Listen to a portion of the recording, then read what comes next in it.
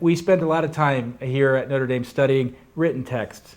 But as we've gotten older, too, we know that there are living texts, both of our own lives and the people that we come into contact with. So through your experience of people coming on this executive education program, what are some of the things that you've learned about the search for meaning in people's lives? Well, people truly want that connectedness. They want to be part of something larger than themselves. They're seeking ways to feel accomplished and to feel fulfilled in their work. And for most of us, it is a lifelong struggle. It's a very human experience. And I'm recalling one individual in particular who struggled with this clearly. It's a bit of a cautionary tale in that he had a string across his workstation, and on that string were paper clips. There were paper clips on the right side, there were paper clips on the left side, and he literally began his workday every day swinging a paper clip from the left to the right side. And I asked him about that, and he said to me, well, Sharon, each paper clip is a day at the office. And so by swinging the paperclip to the right side, he knew that that was one day closer to retirement. And so here's an individual who clearly the paycheck did not make the equivalent to purpose in his work. Yeah, and I know as well, Dominic, that in your work, you're dealing with very highly accomplished professional people as well. And yet there's often, just because a person has some kind of profession doesn't necessarily mean that they have meaning. So what do you find in the workplace of people who are looking for meaning?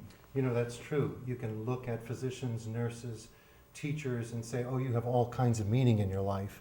But that's not always their experience. And what I find is that people have all kinds of meanings in their lives, and that people hit points where they go, I don't know what the meaning is in my job. For example, one physician a couple of years ago, and actually this happens regularly after a residency program, this physician said to me, you know, I don't feel like the loving, caring physician that I used to be.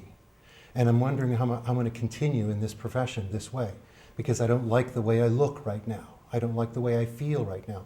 Even though anybody on the outside would say, oh, you have all the meaning in the world, you're wonderful. She didn't feel that inside at that time. Yeah. You know, one of the things we do here, I know in my classes, we kind of help students reflect on what's going on inside the human heart. And that is, what are the deeper aspirations of the human heart? And so it's just a moment of time for kind of a larger journey. But I think it's a question we ask again and again. You've been working in clinical psychology, and so you've been listening to the inner life of people for a long period of time. What do you learn about the human heart in that process? You know, when you ask people what's the meaning in your life, that stumps people. But if you get rid of the word and you just think about your life, and when I work with people, a lot of problems, a lot of things that people bring up are about meaning, in the sense of what's the purpose of all this? Or what's the why? How should I think about this or feel about this that'll help me carry on? But people fundamentally do want to know what the purpose of it all is. Even if they can't figure it out, even if it's a short-term one, people struggle to find ways to carry on in difficult times. Yeah. And Sharon, you're working with people who've just, had a period of time out in the workplace. They might have, accomplished certain professional benchmarks, but at the same time they recognize there's something more. What happens when they come to you? What kind of process do you put them through? I think that most enjoy that rare and wonderful opportunity to kind of take a step back from the busyness and to simply be, and take the opportunity to introspect, to look inside and say, who am I at my essence? What are my core values? Do my core values align with my organization's core values? Do I feel that those are in harmony?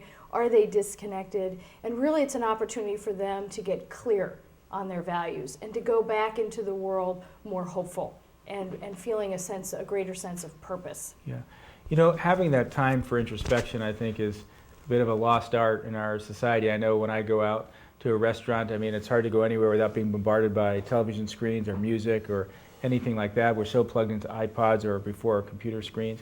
How does that affect our search for meaning? I think it can crowd it out. You know, we can get caught up in the fact of so many distractions. There's a lot to counteract in our modern day world.